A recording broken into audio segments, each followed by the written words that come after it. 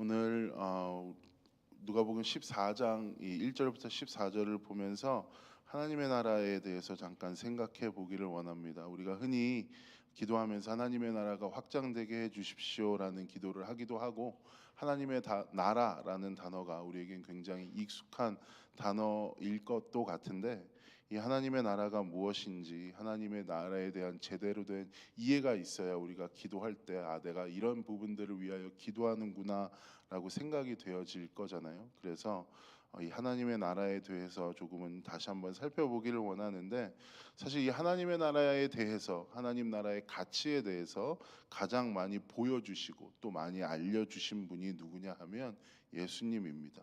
그리고 오늘 본문에도 그 예수님께서 항상 보여주시고자 했었던 그 하나님 나라의 가치라든지 가르치고자 했었던 그 하나님의 나라에 대해서 가장 많이 나타나는 부분이 있어서, 오늘 본문을 살펴보면서 하나님의 나라가 무엇인지를 생각해 보도록 하겠습니다.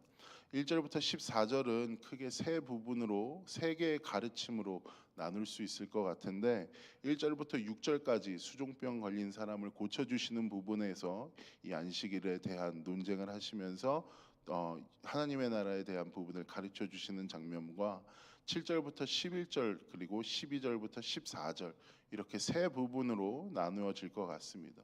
그리고 이 내용도 여러분들이 한번 읽어보시면 뭐 그리 어렵지 않게 이해하실 수 있는 부분 같아서, 예수님께서 알려주신 이 가르침이 무엇인지에 대해서 조금 더 집중해서 잘 살펴볼 수 있을 것 같은데요. 1절부터 6절까지의 내용을 먼저 보도록 하겠습니다. 1절부터 6절까지의 내용은 이렇습니다. 안식일에 예수님께서 한 바리새인의 지도자의 집에 초대를 받아서 식사를 하러 들어가셨습니다.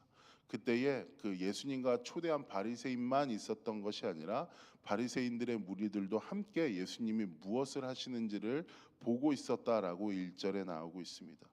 그 앞에 누가 있었냐 하면 수종병 든 사람이 예수님 앞에 있었다라고 누가는 기록하고 있습니다.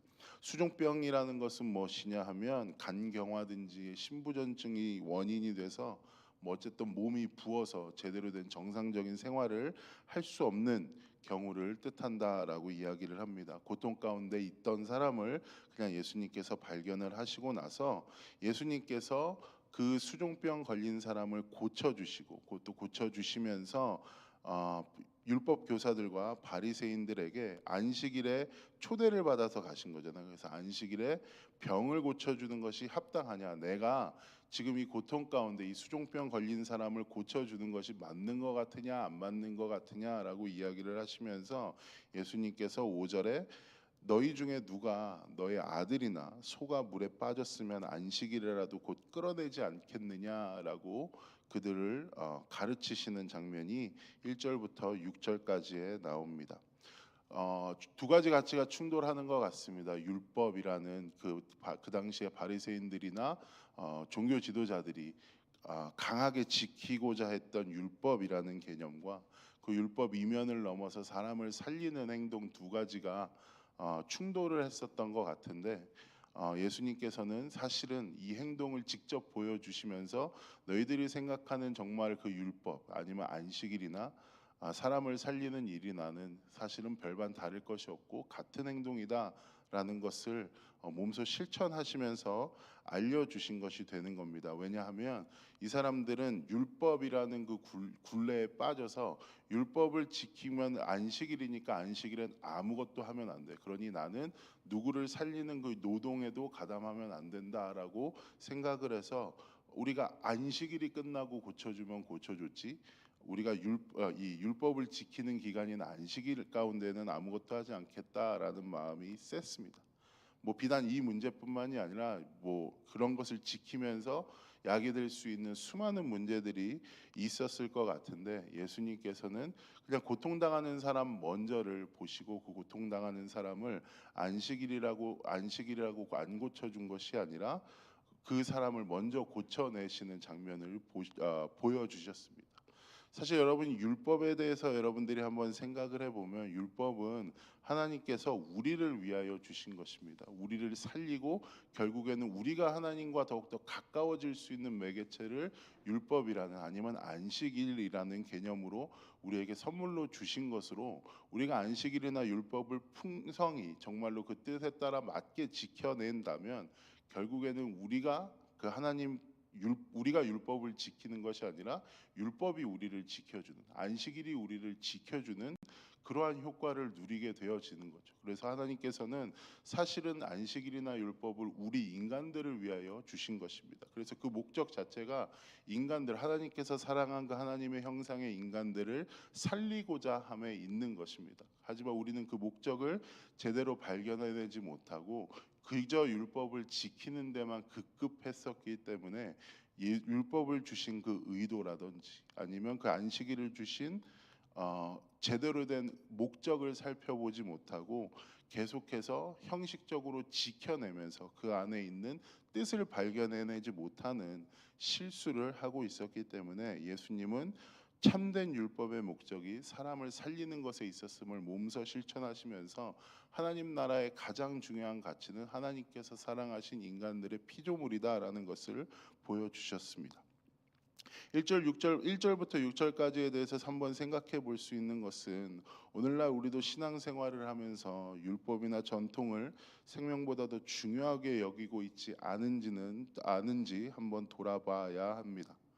예전에 이런 영상을 본 적이 있었습니다. 무슨 영상이었냐면 한 가수가 이제 나와서 그 음악 프로그램에서 무대를 하고 있는데 같이 나온 백댄서들이 있을 거 아니에요. 옆에서 같이 춤춰주는 사람들이 있는데 그 댄서 중에 한 명이 전기에 감전됐는지 전기에 감전이 돼서 그 한 30초 가량을 발작했었던 적이 있습니다. 근데 그 장면이 그대로 전파를 타게 됐고요.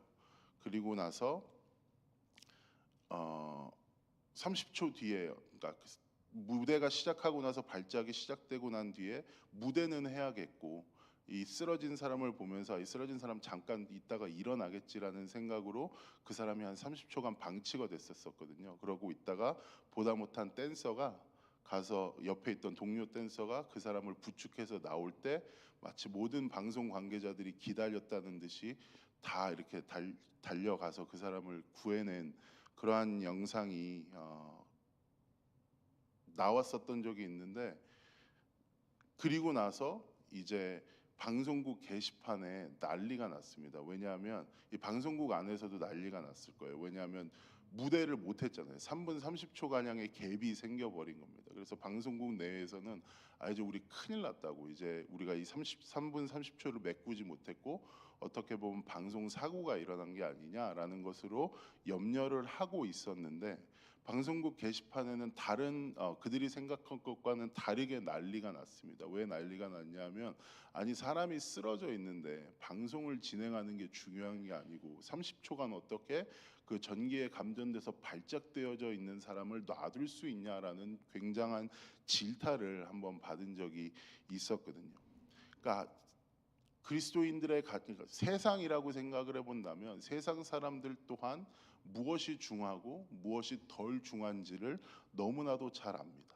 무대 하나를 3분 30초 동안 지속하는 것이 아니라 그 안에 쓰러져서 죽어가는 아니면 고통받는 사람이 있다면 그 고통받는 사람을 위하여서 당장에 해야 될 것을 먼저 멈추고 그 사람을 구해내는 것이 뭐 교회를 다니지 않는 사람들에게도 뭐 다녔는지 안 다녔는지 모르겠지만 대부분의 의견이 그랬으니까 그냥 사람들에게도 너무나도 당연하게 비춰져 있는 것입니다.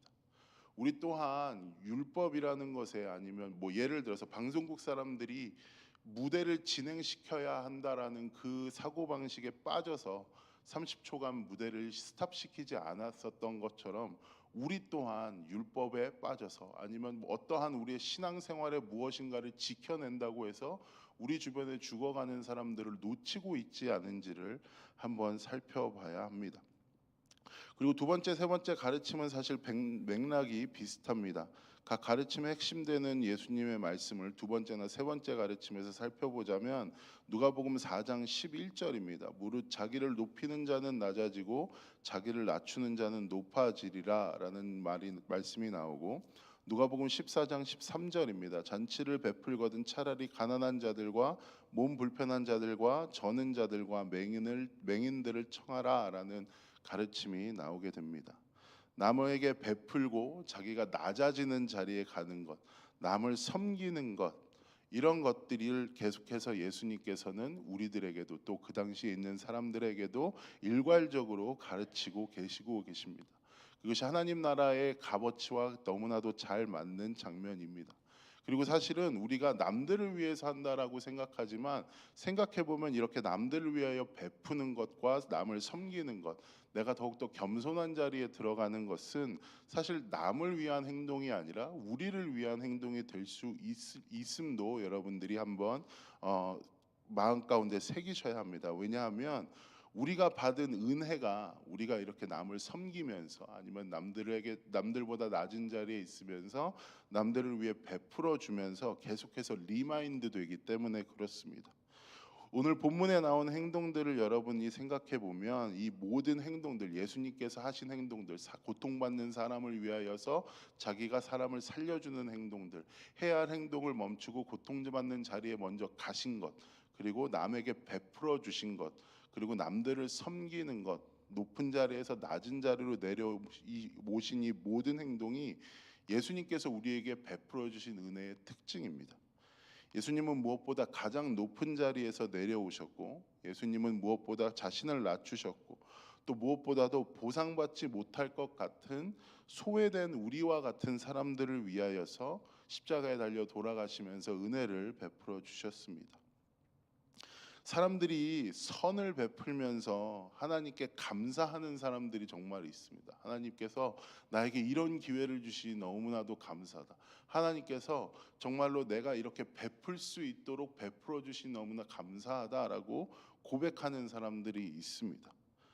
그렇게 고백할 수 있고 그런 행동을 인하여서 결국에 하나님을 찬양할 수 있는 이유가 무엇이냐 하면, 남들을 위해 베풀면서 자기가 하나님께 받은 은혜가 생각이 나서 그런다고 하시더라고요. 내가 정말 아무 사람도 아니었고, 내가 정말로 남들이 볼 때는 너무나도 악한 사람이었는데 하나님을 만남으로 말미암아서 그 십자가의 구원을 다시 한번 깨닫게 됨으로 말미암아서 내가 이렇게 할 수 있구나, 하나님의 은혜가 너무나도 크구나라는 것이 사실은 깨달아지게 되고 하나님께 다시 한번 감사를 올릴 수 있는 감사의 제목이 된다라는 것이죠. 우리가 방금 이 찬양을 불렀잖아요. 아침에 받은 복을 세어 보아라. 그러니까 여러분, 복을 세는 것이 내가 하나님께 받은 것으로만 복을 센다라고 생각하지 마시고, 내가 복을 받음으로 말미암아서 행할 수 있는 그 선의 행동 가운데에도 복이 있다라고 생각을 하시면, 우리가 받은 복을 세어 볼 수 있는 하나님의 은혜를 다시 한번 풍성히 느낄 수 있는 방법들이 굉장히 많아질 수 있겠죠. 그리고 예수님께서도 그렇게 이야기를 하시는 겁니다. 너희들이 너희들이 베풀었을 때, 오늘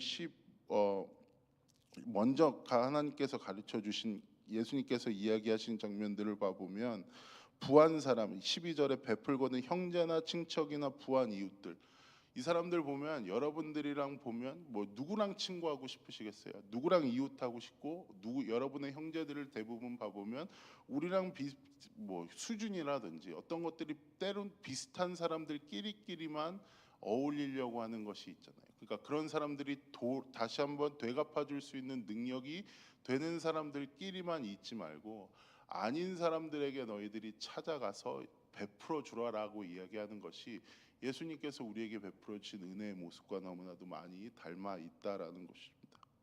오늘 이 세 가지의 가르침을 여러분들이 생각하시면서, 이 하나님의 나라가 이런 것이다, 하나님의 나라는 사람이 더 중요했고, 하나님의 나라는 결국에 내가 낮아져야 하고 내가 섬기고 내가 편한 사람들에게 베푸는 것이 아니라 내가 보기에 조금 더 불편한 사람들 가운데 베푸는 것이다. 그리고 그것이 해야 하는 의무가 아니라 결국에는 나를 위하는 것, 하나님께서 나에게 주신 그 은혜가 훨씬 더 선명하고 짙게 기억나고 생각나기 위해서 베푸는 행동들이다라고 다시 한번 기억하시면서 여러분 하나님이 여러분에게 베풀어 주신 그 은혜를 더욱더 풍성히 생각하는 하루를 보내는 우리가 되기를 소망합니다. 제 기도하겠습니다. 사랑과 은혜의 주님, 오늘 말씀을 통하여서 하나님 나라의 가치를 다시 한번 발견하게 됩니다. 아버지 하나님, 주님께서 먼저 우리를 위하여 그 하나님 나라의 가치를 이 땅 가운데 실현하셨음을 다시 한번 기억하기를 원합니다. 그리고 무엇보다도 가장 큰 십자가의 수혜를 그러함으로 발미암아 우리가 받았음도 기억합니다. 아버지 하나님, 그 십자가의 은혜를 더욱더 잘 기억하고 그 은혜를 더욱더 소중히 여기기 위하여 하나님께서 우리에게 가르쳐 주신 남을 섬기고 남보다 낮은 자리에 가고 남을 위하여 베풀고 또 안식일 가운데 하나님께서 우리에게 주신 그 안식일의 목적에 맞게 사람의 생명들을 살려내고 생명을 위하여 위할 수 있는 일들을 도모하는 것을 즐겨할 수 있는 우리가 되기를 소망합니다. 그리하여서 주님의 은혜가 우리 마음 가운데 더욱더 찬란하게 빛날 수 있는 하루를 사는 우리 될 수 있도록 주님 함께하여 주시옵소서. 감사드리며 모든 말씀 우리를 권하신 예수님 이름으로 기도했습니다. 아멘. 하늘에 계신 우리 아버지여, 이름이 거룩히 여김을 받으시오며 나라의 마옵시며 뜻이 하늘에서 이루어진 것 같이 땅에서도 이루어지이다. 오늘날 우리에게 일용할 양식을 주옵시고 우리가 우리에게 죄진 자를 사하여 준 것 같이 우리의 죄를 사하여 주옵시고 우리를 시험에 들게 하지 마옵시고 다만 악에서 구하옵소서. 대개 나라와 권세와 영광이 아버지께 영원히 있사옵나이다. 아멘.